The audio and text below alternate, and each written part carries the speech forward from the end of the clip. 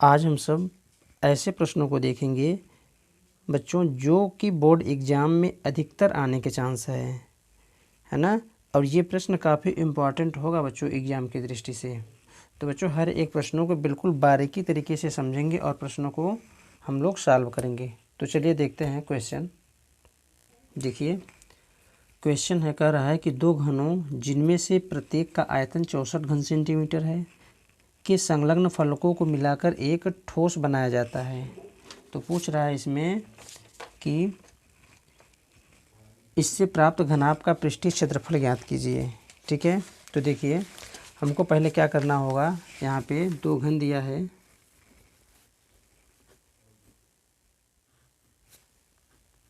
दो घन दिया है, इन दोनों घनों को मिलाकर एक बड़ा ठोस बनाया जाता है, मतलब घनाभ बनाया जाता है, और इसका हमको पृष्ठीय क्षेत्रफल निकालना है।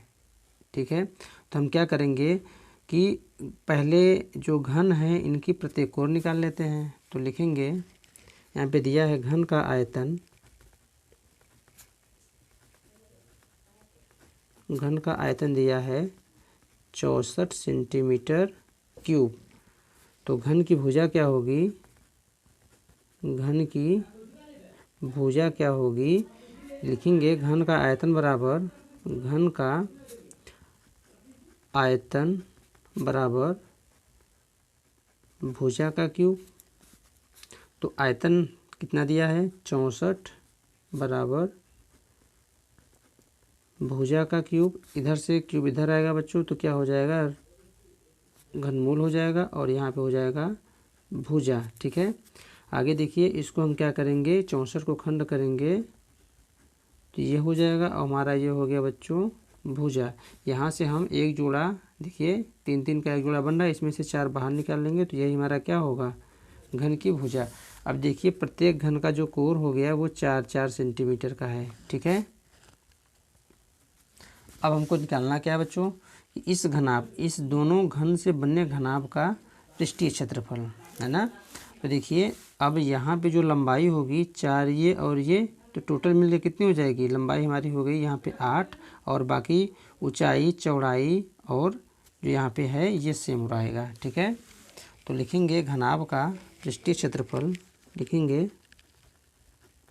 घनाभ का पृष्ठीय क्षेत्रफल बराबर क्या होता है, 2 कोष्टक में लंबाई इंटू चौड़ाई प्लस चौड़ाई इंटू ऊंचाई प्लस ऊंचाई इंटू लंबाई।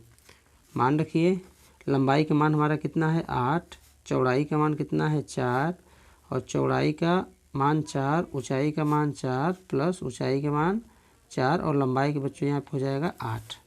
आगे देखिए, तो 2 8 चौक 32 प्लस 16 प्लस 8 चौक 32, इसको हम जोड़ेंगे तो यहाँ पे हो जाएगा ये 48 प्लस 32, या 2, जब इसको जोड़ेंगे तो हो जाएगा हमारा 8 2 10, 4 3 7 1 8, तो 80 दूना 160 सेंटीमीटर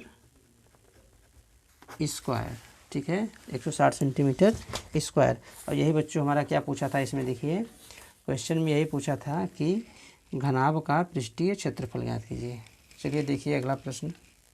दूसरा प्रश्न कह रहा है कि गुणनखंड विधि द्वारा द्विघात समीकरण अंडर रूट के 2x स्क्वायर प्लस के 7x प्लस के 5 अंडर रूट 2 के मूल ज्ञात कीजिए। तो लिखेंगे द्विघात समीकरण under root 2x square plus के 7x प्लस के 5 अंडर रूट 2 बराबर 0। यहाँ पर हमको क्या करना है, एक्स स्क्वायर का गुणांक कितना है, अंडर रूट के 2 इंटू अचर पद 5 अंडर रूट के 2 बराबर, जब हम इसको गुणा करेंगे तो ये हमारा हो जाएगा 5 इंटू 2 बराबर 10।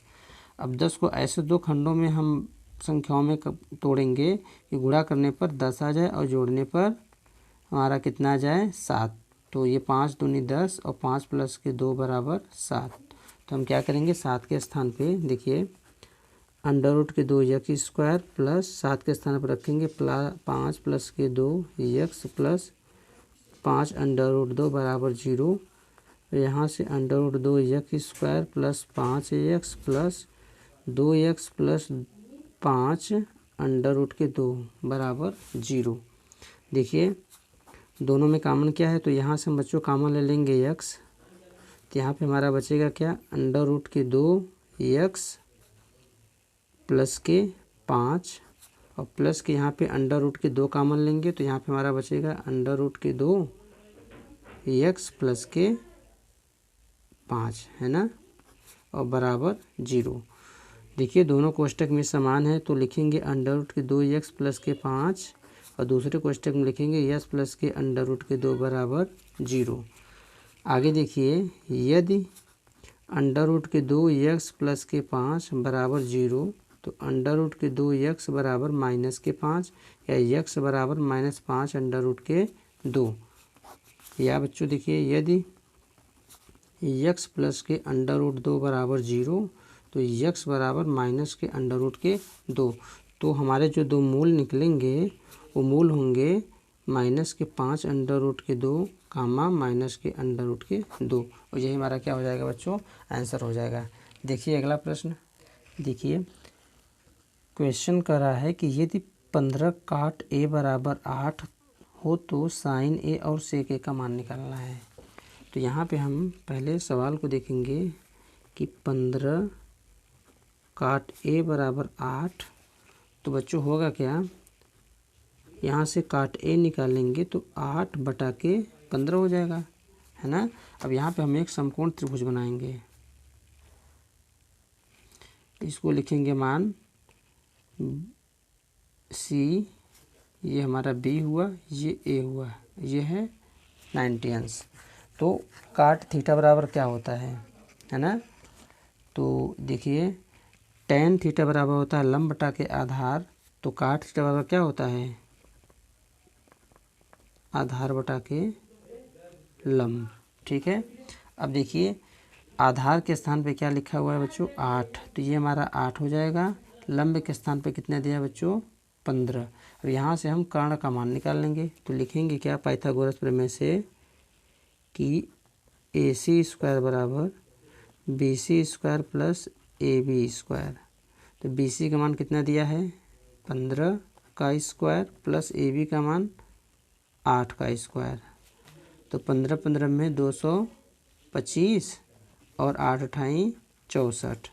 जब बच्चों इसको हम जोड़ेंगे तो 9 और 8 289, किसका मान आया, AC स्क्वायर, या AC बराबर अंडर रूट के 289। अब यहाँ से इसको हम पहले खंड कर लेंगे तो 17 इंटू 17 होगा, तो यहाँ से एक जोड़ा बाहर आ जाएगा 17। AC का मान कितना आ गया, 17, तो ये वाला मान कितना आया हमारा, 17। अब यहाँ से हमको क्या निकालना है, साइन A, तो इसलिए देखिए साइन A, तो साइन A जब लेंगे तो लंब बटा के कर्ण होता है, हमको पता है लंब बटा के कर्ण होता है। यहाँ पे देखिए लंब कितना है 15 और कर्ण कितना है 17, एक मान ये निकल के आ जाएगा। और दूसरा कह रहा है सेक A, तो देखिए सेक का क्या होता है, कर्ण बटा के आधार, है ना।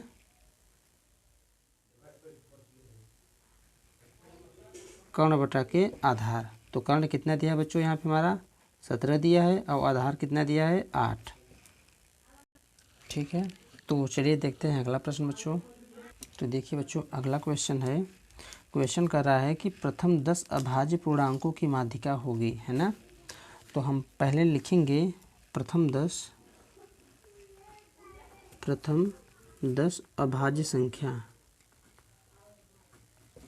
प्रथम 10 अभाज्य संख्या हमारी क्या होगी, तो देखिए 2 3 5 7 11 13 17 19 23, है ना। देखिए 1 2 3 4 5 6 7 8 9 और 23 के बाद बच्चों आ जाएगा हमारा 29। तो जब हम माध्यिका निकालेंगे तो यहाँ पे हम गिनेंगे पदों की संख्या कितनी है, तो लिखेंगे पदों की संख्या n कितना है, देखिए 10 है, बराबर 10 सम है ना। तो देखिए सम है ना, तो इसके लिए हम लोग कौन सा फार्मूला लगाएंगे, तो माध्यिका बराबर लिखते हैं बच्चों माध्यिका बराबर n बाई टूवां पद, n बाई टूवां पद plus n by two plus वनवां पद और बटा के 2। तो देखिए n का मान है 10 बाई टूवां पद प्लस 10 बटा के 2 प्लस वनवां पद और बटा के 2। यहाँ से होगा क्या बच्चों, इसको काटेंगे तो हो जाएगा हमारा 5 पाँचवां पद और प्लस 5 1 6 है ना, काटेंगे 2 पंचे 10, 5 और 1 6, छठवां पद और बटा के 2। आगे देखिए पाँचवां पद देखिए बच्चों हमारा कौन सा है, तो 1 2 3 4 5 11 है प्लस छठा पद 13 है बटा के 2। जब इसको जोड़ेंगे बच्चों तो हमारा क्या हो जाएगा 24 है ना, 24 बटा के 2। इसको काटेंगे तो हो जाएगा हमारा 12। तो यहाँ बच्चों हमारी माध्यिका क्या हो जाएगी 12 हो जाएगी। ठीक है, चलिए देखिए अगला प्रश्न। प्रश्न कह रहा है यदि दो बिंदुओं है ना -6, 5 और -2, 3 को मिलाने वाली रेखाखंड का मध्य बिंदु कितना दिया है, a बटा के 3, 4 है तो a का मान निकालिए। ठीक है, तो देखिए इसको हम लोग कैसे हल करेंगे। तो देखिए दो बिंदुओं को मिलाने वाली रेखा के मध्य बिंदु का निर्देशांक क्या होता है ना, दो बिंदुओं को मिलाने वाली रेखाखंड के मध्य बिंदु का निर्देशांक होता है बच्चों, फार्मूला मध्य बिंदुओं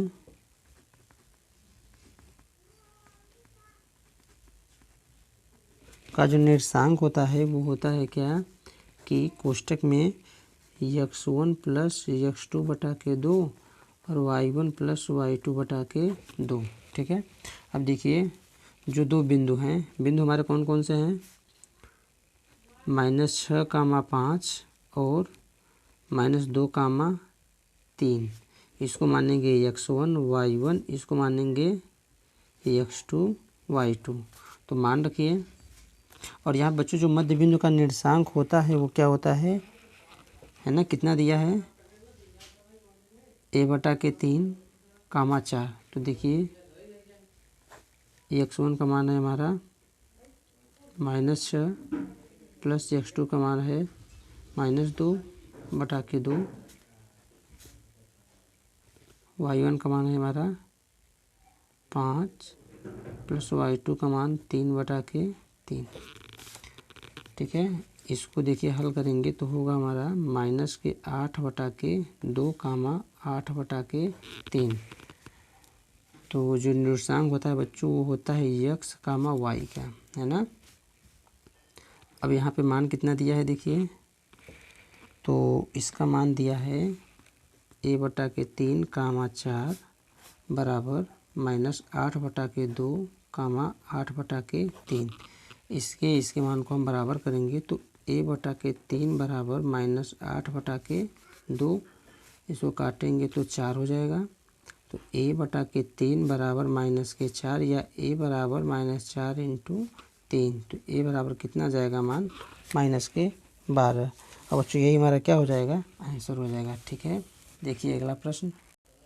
देखिए बच्चों अगला क्वेश्चन कर रहा है बिंदु P -6, 8 की मूल बिंदु से दूरी। तो दो बिंदुओं के बीच की दूरी का फार्मूला लगाएंगे यहाँ पे। तो बिंदु क्या क्या कह रहा है बच्चों यहाँ पे -6, 8 और मूल बिंदु, इसका मतलब 0, 0। तो दो बिंदुओं के बीच की दूरी क्या होता है बच्चों, है ना। तो ये फार्मूला लगाएंगे तो दूरी बराबर होता है अंडर रूट में x1 माइनस x2 का whole square plus y1 minus y2 का होल स्क्वायर।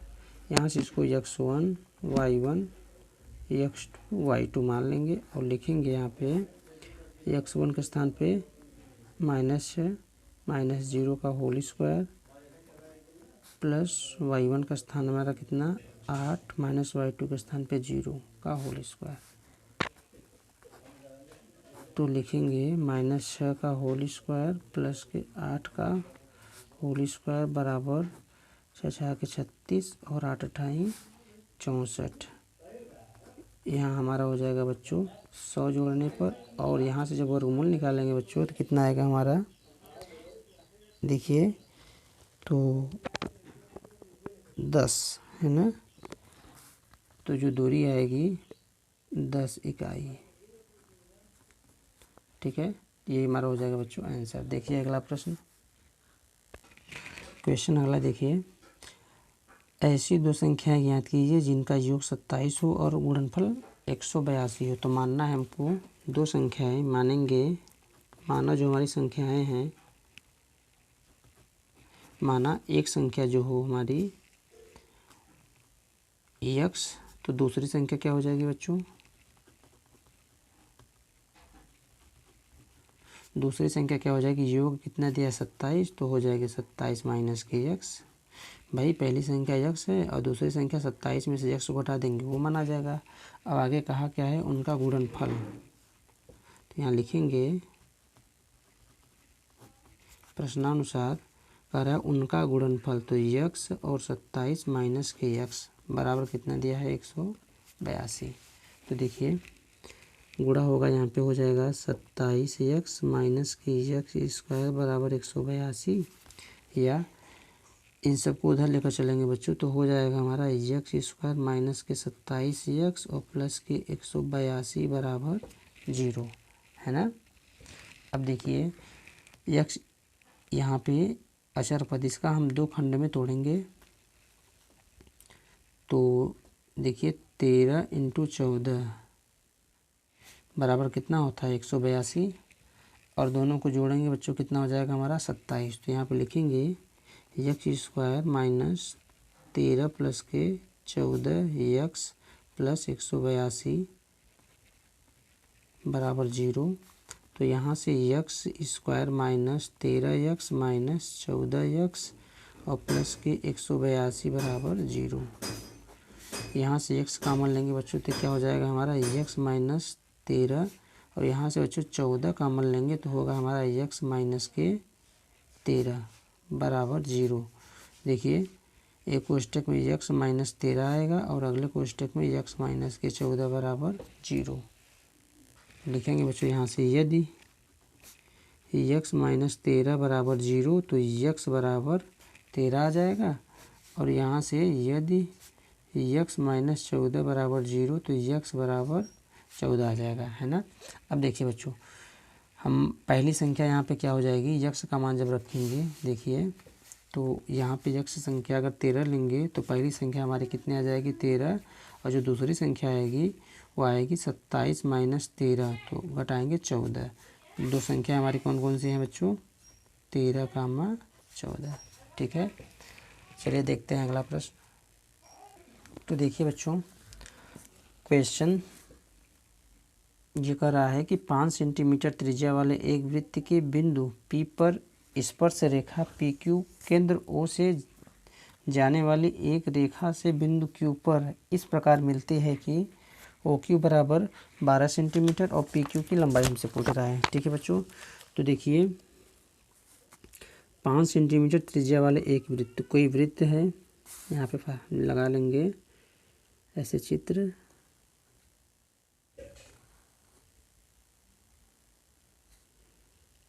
मान लेते हैं कोई यहाँ पे वृत्त है 5 सेंटीमीटर त्रिज्या का, है ना। कह रहा है कि बिंदु P पर, वृत्त के बिंदु P पर स्पर्श रेखा, तो बिंदु P पर मान लेते हैं बिंदु P ये है हमारा, यहाँ से कोई स्पर्श रेखा कह रहा है कि PQ जो ये मान होगा बच्चों ये Q होगा और ये मान होगा P, PQ केंद्र O से जाने वाली रेखा से, अच्छा केंद्र O से होकर जाने वाली रेखा से बिंदु Q पर इस प्रकार मिलता है कि OQ, मतलब बच्चों ये दूरी दिया है कितना 12 सेंटीमीटर, है ना। और ये देखिए अब इसको जब हम मिलाएंगे तो ये बन जाएगा 90 का कोण जो कि समकोण है, वो मान लेंगे यहाँ पे। तो कह रहा है PQ की लंबाई, PQ इसकी लंबाई, और ये देखिए वृत्त की त्रिज्या है, तो ये भी यहाँ से यहाँ की दूरी 5 ही आएगी।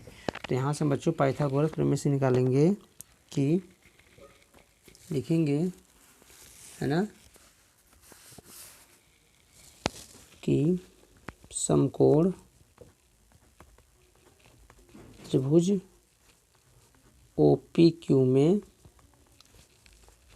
OQ का स्क्वायर बराबर OP का स्क्वायर प्लस PQ का स्क्वायर। तो OQ का मान कितना दिया है 12 का स्क्वायर बराबर OP का मान कितना दिया है 5 का स्क्वायर प्लस PQ का स्क्वायर। तो 12 में 12 का गुणा होगा 144 बराबर 5 पचे 25 प्लस PQ स्क्वायर। या इसको बच्चों इधर घटाएंगे हम, तो 144 माइनस के 25 बराबर PQ स्क्वायर। यहाँ पे बच्चों जब इसको हम घटाएंगे तो हमारा आएगा कितना 144। तो 14 में से 5 गए 9 और 3 में से 2 गए 1 है ना। तो यहाँ पे आएगा हमारा PQ स्क्वायर बराबर 119, या इसको हम इधर लाएंगे तो अंडर रूट के 119 बराबर हो जाएगा PQ, और यही हमारा क्या हो जाएगा बच्चों आंसर हो जाएगा। ठीक है, चलिए देखते हैं अगला प्रश्न। देखिए बच्चों क्वेश्चन ये कह रहा है, देखिए चित्र में यदि DE तो D और E समानांतर है AC के, और DF समानांतर है AE के, तो सिद्ध कीजिए BE बटा के FE बराबर BE बटा के CE, है ना। चलिए देखते हैं क्वेश्चन को। तो यहाँ पे देखिए बच्चों हम लिखेंगे क्या कि त्रिभुज ABC में क्या है कि DE समानांतर AC, है ना। अब बच्चों एक प्रमेय हमको ये कहता है कि यदि किसी त्रिभुज की एक भुजा के समांतर, है ना, अन्य दो भुजाओं को भिन्न भिन्न बिंदुओं पर प्रतिच्छेद करने के लिए, तो देखिए DE समानांतर AC है, तो प्रमेय हमको कहता क्या है कि देखिए यदि किसी त्रिभुज की एक भुजा के समांतर अन्य दो भुजाओं को किसी भिन्न भिन्न बिंदुओं पर प्रतिच्छेद करने के लिए रेखा खींची जाए, तो ये क्या होता है बच्चों, ये अन्य दो भुजाएं एक ही अनुपात में, मतलब ये अनुपात ये और ये भुजा अनुपात ये भुजा के बराबर होती है। ठीक है, तो देखिए लिखेंगे क्या प्रमेय से, यहाँ पे लिखेंगे प्रमेय से BD बटा के AD बराबर BE बटा के AC, इसको मान लेंगे बच्चों समीकरण नंबर 1। फिर आगे लिखेंगे कि त्रिभुज BAE में, है ना, BAE में, तो वही प्रमेय बच्चों इसमें भी चलेगा। देखिए ध्यान से, BAE में एक त्रिभुज, देखिए एक त्रिभुज ये है, इसमें से एक भुजा के समांतर अगर कोई दूसरी भुजा खींची जाए, इन दोनों बिंदुओं पे अगर काटे बच्चों, तो क्या होता है कि इनका अनुपात, है ना, ये दोनों को क्या करता है विभाजित करता है ना, अनुपात में विभाजित कर देता है। तो BF अनुपाते FE और ये BD अनुपाते DA। तो लिखेंगे प्रमेय से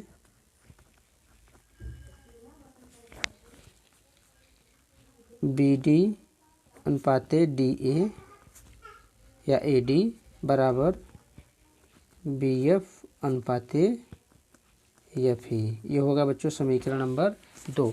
अब देखिए समीकरण 1 और 2 से लिखेंगे यहाँ पे समीकरण 1 तथा 2 से। ठीक है बच्चों, तो समीकरण 1 और 2 से क्या करेंगे कि देखिए BD और AD इसके बराबर है, देख रहे हैं, तो यहाँ पे क्या होगा कि ये दोनों इसके बराबर हो जाएंगे, है ना। तो लिखेंगे कि बी ई बटा के एफ ई बराबर क्या हो जाएगा यहाँ पे बी ई बटा के ई सी। और बच्चों यही हमारा क्या हो जाएगा, सिद्ध हो जाएगा, है ना। ये क्वेश्चन में कहा था कि सिद्ध कीजिए कि बी एफ बटा के एफ ई, देख रहे हैं। चलिए देखते हैं अगला प्रश्न। देखिए बच्चों, क्वेश्चन नंबर घ का रहा है, दो संपूरक कोणों में बड़ा कोण छोटे कोण से 18 अधिक है, उन्हें ज्ञात कीजिए, है ना। तो दोनों संपूरक कोणों का मान ज्ञात करना है हमको। तो यहाँ पे लिखेंगे माना बड़ा कोण x अंश और छोटा कोण y अंश, ठीक है। अब आगे देखिए, कह रहा है कि 18, कह रहा है कि बड़ा कोण छोटे कोण से 18 अधिक है ना। तो बच्चों इसको हम ऐसे भी लिख सकते हैं, या बड़ा कोण हम मानेंगे बच्चों x, तो छोटा कोण मान लेंगे बच्चों यहाँ पे देखिए y नहीं मानेंगे, है ना, क्योंकि ये ज़्यादा लंबा हो जाएगा। तो यहाँ पे लिखेंगे जो छोटा कोण होगा, छोटे कोण से क्या कर रहा है, छोटे कोण से 18 अधिक है, बड़ा कोण छोटे कोण से 18 अधिक है। तो यहाँ पे बच्चों x प्लस के 18 हो जाएगा, और ये हो जाएगा हमारा छोटा कोण x, ऐसे, है ना, क्योंकि ये कह रहा है छोटे कोण से 18 अधिक है बड़ा कोण। अब आगे देखिए यहाँ पे होगा क्या, आगे कर रहा है कि दो संपूरक कोणों में बड़ा कोण छोटे कोण से 18 अधिक है। तो यहाँ पे लिखेंगे हम क्या कि क्योंकि हमको पता है दो संपूरक कोणों का योग कितना होता है 180 अंश, दो संपूरक कोणों का जो योग होता है कितना होता है बच्चों 180 अंश होता है। तो यहाँ पे देखिए कौन कौन सी संख्या है, x प्लस 18 और प्लस x बराबर 180 अंश। यहाँ पे हो जाएगा बच्चों 2x प्लस 18 बराबर 180 अंश, या 2x बराबर 180 माइनस के 18, या 2x बराबर 180 में से बच्चों 18 घटाएंगे तो 10 में से 8 गए 2, 7 में से 1 गए 6, 162, है ना। कितना हो गया बच्चों 162। तो यहाँ पर लिखेंगे 162, या x बराबर 162 बटा के 2, इसको काटेंगे तो 2 अट्ठे 16, 2 एक कम 1, x का मान कितना आ गया 81 अंश। मतलब छोटा कोण जो हमारा है कितना आ गया, देखिए जो छोटा कोण है x अंश या x बराबर कितना आ गया 81 अंश, और बड़ा जो कोण है बच्चों, जो बड़ा कोण है हमारा वो कितना है कि x प्लस के 18 हमने माना है। तो लिखिए 81 प्लस के 18, है ना, जब जोड़ेंगे तो यहाँ पे हो जाएगा 99 अंश। बड़ा कोण कितना आ जाएगा 99 डिग्री, ठीक है। तो देखिए अगला प्रश्न बच्चों, देखिए क्वेश्चन में कह रहा है कि एक लंबवृत्तीय शंकु की तिर्यक ऊंचाई 13 सेंटीमीटर तथा संपूर्ण पृष्ठ जो 90 पाई है ना। तो इसके आधार की त्रिज्या ज्ञात करना है। तो बच्चों यहाँ पे हम पहले चित्र बनाएंगे शंकु,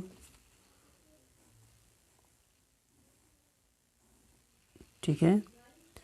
यहाँ पे इसका नाम दे देंगे B, यहाँ पे हो जाएगा A, और यहाँ पे ये क्या हो जाएगा त्रिज्या R, और इसको मान लेते हैं बच्चों A। यहाँ से इसको मिला लेंगे। अब आगे देखिए, इन्होंने दिया है तिर्यक ऊंचाई L बराबर दिया है 13, और यहाँ पे दिया है बच्चों संपूर्ण पृष्ठ दिया है 90 पाई। तो लिखेंगे शंकु का संपूर्ण पृष्ठ क्या होता है, शंकु का जो संपूर्ण पृष्ठ होता है वो होता है पाई R L प्लस के R, और कितना दिया है यहाँ पे 90। तो यहाँ पे रखेंगे बच्चों 90 पाई, और यहाँ पे पाई R L का मान क्या दिया है बच्चों यहाँ पे 13 प्लस के R, है ना। अब यहाँ से हम क्या करेंगे कि आधार की त्रिज्या इन्होंने कहा है ज्ञात करने के लिए, तो यहाँ से R का मान निकाल लेंगे। तो पाई से पाई कैंसिल हो जाएगा, तो 90 बराबर यहाँ पे जब गुणा होगा तो 13R प्लस के R स्क्वायर, या इसको उधर ले जाएंगे बच्चों तो हो जाएगा हमारा R square plus 13R minus के 90 बराबर 0, है ना। अब जब इसको हम बच्चों खंड करेंगे तो दो संख्याओं में ऐसे खंड करेंगे कि जोड़े या घटाने पर देखिए क्या होता है कि स्क्वायर का जो गुणांक है 1 इंटू अचर पद 90, तो 90 की दो संख्याओं में ऐसे तोड़ना होता है कि गुणा करें 18 पंचे 90 और इसको जब घटाएं बच्चों तो हमारा कितना आ जाए 13 है ना। तो इसके स्थान पर हम लिखेंगे आर स्क्वायर प्लस 18 माइनस के 5 आर माइनस के 90 बराबर 0, या r square plus 18 r minus के 5 आर माइनस के 90 बराबर 0।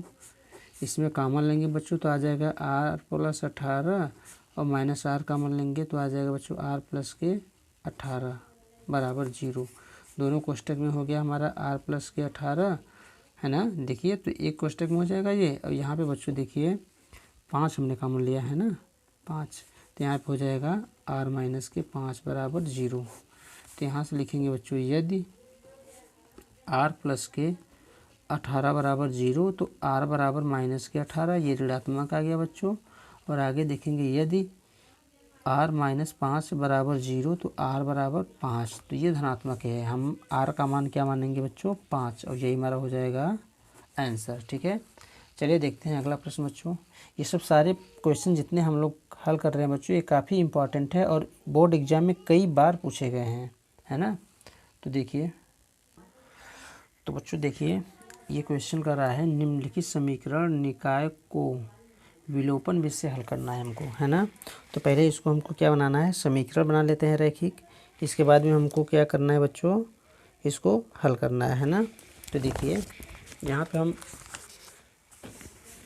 इसको मान लेंगे समीकरण नंबर 1 और इसको मान लेते हैं बच्चों समीकरण नंबर 2। ठीक है, अब देखिए यहाँ पे करेंगे क्या हम कि समीकरण 1 में, है ना, क्योंकि हमको कितना लाना है यक्स बटा के 2, या लिख देते हैं बच्चों समीकरण 2 में, ऐसे लिखेंगे समीकरण 2 में 2 से भाग देने पर। ठीक है, जब समीकरण 2 में बच्चों 2 से भाग देंगे दोनों पक्षों में, तो यहाँ पे देखिए 1 बटा के 2 यक्स माइनस वाई बटा के 2 और बराबर 3, और यहाँ पे बटा के 2 हो जाएगा, भाग हो गया। और देखिए बच्चों ये भाग इसमें भी होगा इसमें भी होगा, जब इसको खोलेंगे तो होगा हमारा यक्स बटा के 2 माइनस के वाई बटा के 4 बराबर 3 बटा के 2। अब जो ये समीकरण हमारा निकलेगा इसको मान लेते हैं समीकरण नंबर 3। तो लिखेंगे कि समीकरण 3 में समीकरण 1 बच्चों 1 से, समीकरण 1 से घटाने पर। तो देखिए जब इसको हम घटाएंगे तो यक्स बटा के 2 माइनस वाई बटा के 4 बराबर 3 बटा के 2।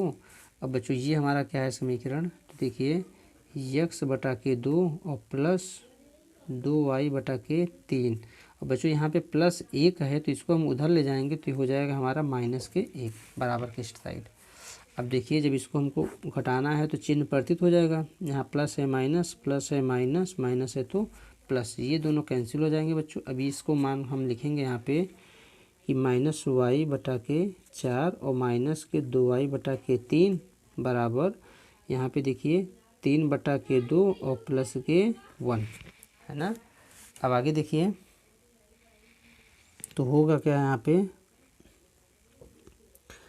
ये लस हो जाएगा 12 और माइनस के इधर गुणा होगा तो 3 वाई और इधर होगा माइनस के 8 वाई बराबर 2 एकम 2 3 प्लस के 2 बटा के 2। 8 और 3 कितना हो जाएगा बच्चों, ये 11 हो जाएगा, है ना। माइनस के 11 वाई बटा के 12 बराबर 5 बटा के 2। या बच्चों हम क्या करेंगे सभी संख्याओं को एक तरफ ले जाएंगे, तो यहाँ पे हो गया क्या वाई बराबर, देखिए ध्यान से 5 बटा के 2, ये भाग में है ये गुणित 12 इधर हो जाएगा, और ये क्या है गुणा में है तो ये भाग में हो जाएगा, है ना। अब देखिए काटेंगे तो 2 चौक 12, तो यहाँ पे आएगा क्या 6 पंचे 30, है ना, 6×5 30 बटा के -11, ये हो गया बच्चों y का मान। तो आगे लिखेंगे y का मान समीकरण, है ना, समीकरण 2 में रखने पर, समीकरण 2 में रखने पर, जब बच्चों y का मान समीकरण 2 में रखेंगे, समीकरण 2 हमारा क्या है, x माइनस के y बटा के 2 बराबर 3। अब यहाँ पे देखिए, तो यहाँ से x का मान निकालेंगे, x माइनस इसको हम 30 बटा के -11 बटा के 2 बराबर 3। यह आएगा बच्चों यहाँ पे x माइनस, ये ऊपर क्या हो जाएगा, गुणा हो जाएगा, तो होगा यहाँ पे 30, माइनस माइनस यहाँ पे हो जाएगा प्लस, है ना, और बटा के 11 दूना 22 बराबर 3। आगे देखिए x बराबर 3 माइनस के 30 बटा के 22, इधर गुणा होगा तो 22 तियाँ 66 माइनस के 3 बटा के 22। जब यहाँ बच्चों हम घटाएंगे तो यहाँ पे हो जाएगा क्या, 36 बटा के 22, या इसको हम काटेंगे तो देखिए 11 से काटें, नहीं बच्चों 2 से काटें, 2 11 में 22, तो 2 1 कम 2 8 16, तो x का मान कितना आ जाएगा, 18 बटा के 11, और यही हमारा क्या हो जाएगा बच्चों, y का मान, सॉरी x का मान, और ये हमारा क्या है, y का मान। चलिए देखते हैं अगला प्रश्न। देखिए बच्चों, क्वेश्चन कर रहा है कि एक नाव पुल की ओर आ रही है, किसी क्षण पुल का उन्नयन कोण 30 अंश देखा गया। तो आगे कर रहा है, नाव के उसी चाल से 4 मिनट चलने के पश्चात पुल का उन्नयन कोण 60 अंश हो गया, 60 डिग्री हो गया। तो नाव को पुल तक पहुंचने में कितना समय लगेगा। तो यहाँ पे क्या करेंगे बच्चों, यहाँ पे एक चित्र बनाएंगे हम लोग। मान लेते हैं कि एक नाव पुल की ओर आ रहा है, किसी क्षण पुल का उन्नयन कोण 30 अंश देखा गया। तो हमारा कोई मान लेते हैं बच्चों, यहाँ पे पुल है,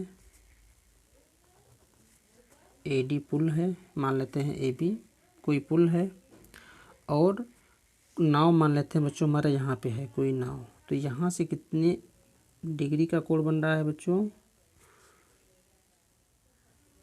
देखिए 30, है ना, 30 अंश देखा गया। नाव के उसी चाल से 4 मिनट चलने के पश्चात, इसका मतलब नाव हमारा इधर चल रहा है, तो 4 मिनट पश्चात मान लेते हैं बिंदु, यहाँ पे हम इसको C मान लेते हैं, बिंदु D पे पहुँच गया, और यहाँ से इसका जो उन्नयन कोण बढ़ा बच्चों, ये उन्नयन कोण जो बना वो बना 60 अंश। अब देखिए आगे कह रहा है, तो नाव को पुल तक पहुंचने में कितना समय लगेगा, नाव को पुल तक पहुंचने में कितना समय लगेगा। तो यहाँ से यहाँ तक समय कितना लगा, देखिए C से D तक पहुंचने में कितना समय लगा बच्चों, 4 मिनट का लगा है ना, यही तो है। और आगे इन्होंने कहा कि नाव को पुल तक पहुंचने में, यहाँ तक पहुंचने में कितना समय लगेगा। तो लिखेंगे बच्चों, माना नाव की चाल, नाव की जो चाल है, मान लेंगे बच्चों क्या है, x, है ना,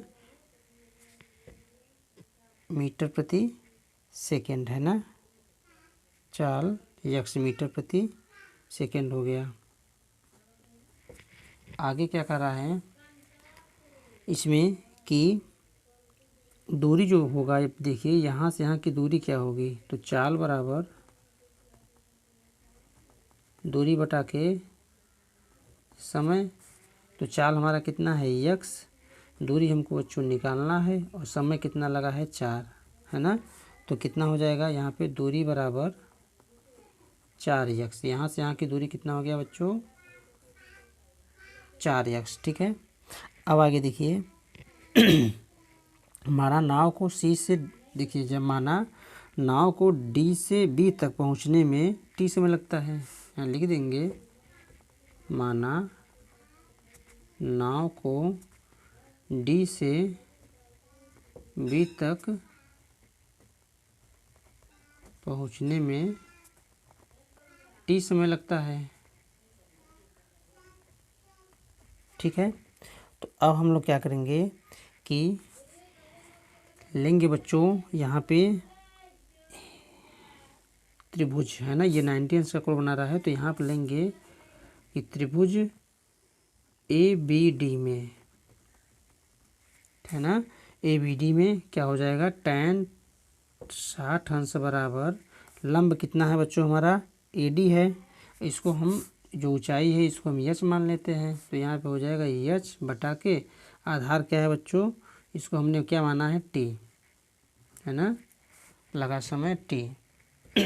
तो देखिए अब tan 60 अंश का मान होता है √3, ये हो जाएगा h और ये हो जाएगा बच्चों हमारा t, है ना, तो यहाँ पे क्या होगा h बराबर √3t और ये हो जाएगा हमारा समीकरण, इसको मान लेते हैं बच्चों, मान लेते हैं समीकरण नंबर, है ना, इसको 1 मान लेते हैं, ठीक है। अब चलिए देखते हैं आगे, पुनः लेंगे त्रिभुज ABC में। अब ABC में लेंगे बच्चों, देखिए तो यहाँ पर लेंगे लंब बटा के आधार, क्योंकि tan थीटा का मान लेंगे, तो tan 30 अंश बराबर होता है लंब, तो AB बटा के BC, और AB का मान यहाँ पे tan 30 अंश का मान 1/√3 और AB का मान हमारा है बच्चों h, और इसके स्थान पे BC के स्थान पे क्या लिखेंगे कि 4x प्लस के, अच्छा बच्चों 1 मिनट, यहाँ पे हमने t माना है ना, t यहाँ पे माना है समय, तो यहाँ से यहाँ तक की दूरी क्या होगी, देखिए दूरी बराबर होगी चाल गुणित समय, तो चाल हमने माना है x इंटू टी, तो ये क्या हो जाएगा हमारा ये xt, है ना, ये क्या होगा xt, ठीक है, जो दूरी होगी हमारी होगी xt। तो बच्चों यहाँ पे जो दूरी होगी इसको हम xt मान लेंगे और यहाँ पर भी x से गुणा कर देंगे यहाँ पे, है ना, xt, ये हो जाएगा हमारा ये मान, ठीक है। अब देखिए क्योंकि 4x है ना, BC की दूरी देखिए 4x ये होगा प्लस xt, है ना, क्योंकि यहाँ से यहाँ की दूरी क्या है 4x और यहाँ से यहाँ की दूरी xt। अब देखिए बच्चों यहाँ पे हम क्या निकालेंगे, h बराबर लिखेंगे कि h बराबर क्या हो जाएगा, इसको इधर ले जाएंगे तो 4x प्लस xt बटा के √3, इसको मान लेंगे समीकरण नंबर 2। आगे देखिए लिखेंगे बच्चों समीकरण 1 तथा 2 से, समीकरण 1 तथा 2 से h इसके बराबर है और h यहाँ इसके बराबर है, तो दोनों क्या हो जाएंगे एक दूसरे के बराबर, तो लिखेंगे क्या √3tx बराबर 4x प्लस xt बटा के √3, है ना। अब यहाँ पे क्या होगा, जब इधर √3 से गुणा करेंगे तो देखिए यहाँ पे होगा क्या बच्चों कि xt इंटू √3 और इंटू √3 बराबर 4x प्लस xt, यहाँ से हो जाएगा 3xt बराबर 4x प्लस xt, है ना। अब देखिए यहाँ से x कॉमन ले लेंगे तो 3tx बराबर, जब यहाँ से कॉमन लेंगे तो होगा हमारा 4 प्लस के t, या बच्चों इसको हम ऐसे भी कर सकते हैं, देखिए कॉमन इसको xt एक तरफ कर लेते हैं, ये गड़बड़ हो जाएगा, है ना। यहाँ पे क्या करेंगे कि 4x प्लस xt जो है हमारा इसको हम इधर लाएंगे, तो 3tx या xt बराबर माइनस xt बराबर 4x, यहाँ घटाएंगे तो 2xt बराबर 4x या t बराबर 4x बटा के 2x काटेंगे बच्चों, तो t बराबर हमारा कितना निकल का आएगा मान 2। तो जो कितना समय लगेगा यहाँ से यहाँ तक की जो समय लगेगा हमारा, हमने क्या माना था बच्चों कि D से B तक पहुँचने में t समय लगता है, तो यहाँ पे जो हमारा समय लगेगा वो लगेगा 2 मिनट, यही हमारा हो जाएगा बच्चों आंसर।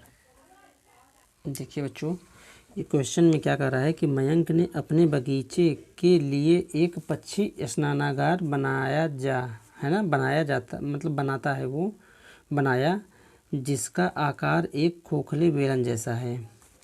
तो देखिए इन्होंने क्या किया कि एक बगीचे को स्नानागार बनाया उसमें, और उसका आकार कैसा है बच्चों कि बेलन जैसा है, ठीक है, ऐसे है।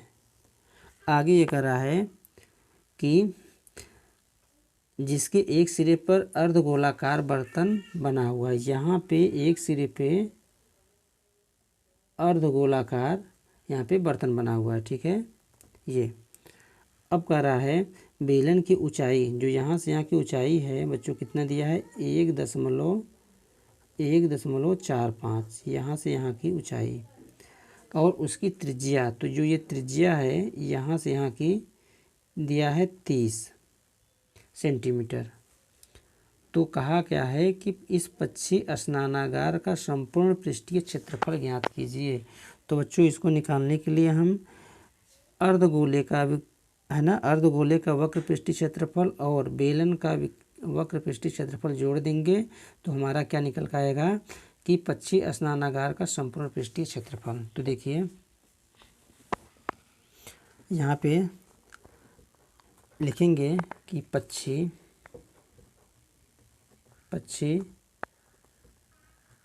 स्नानागार का संपूर्ण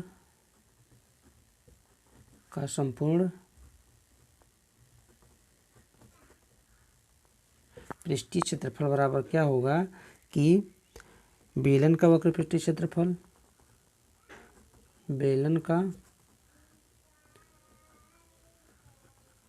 वक्र पृष्ठीय क्षेत्रफल प्लस क्या हो जाएगा बच्चों, अर्धगोले का, है ना, प्लस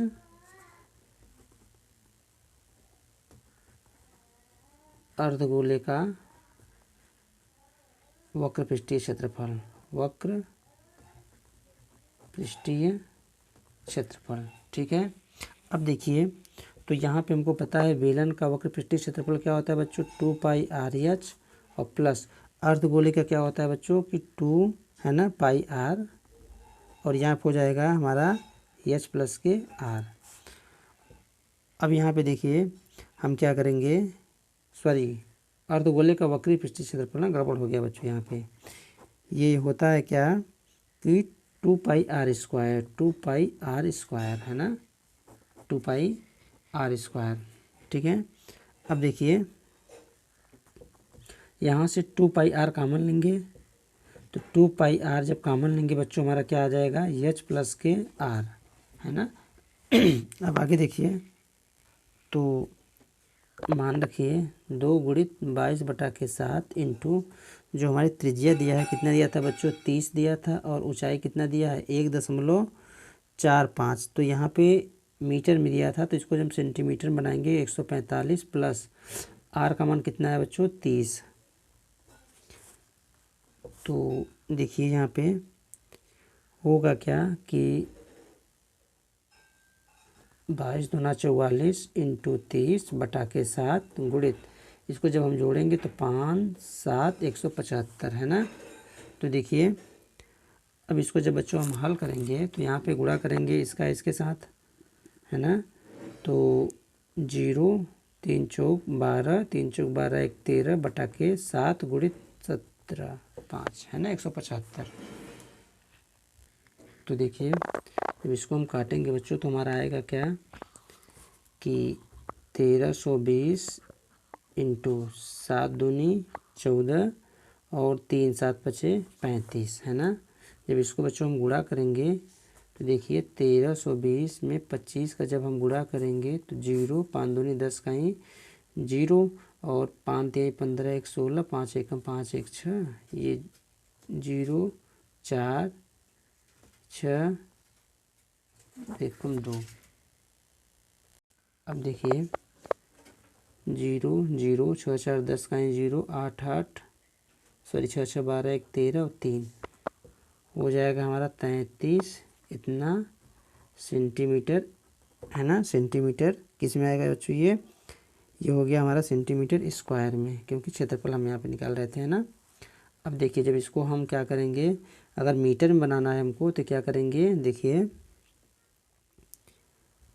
तो मीटर बनाना है तो 3.3 यहाँ पे लिखेंगे, 3.3 मीटर स्क्वायर, है ना।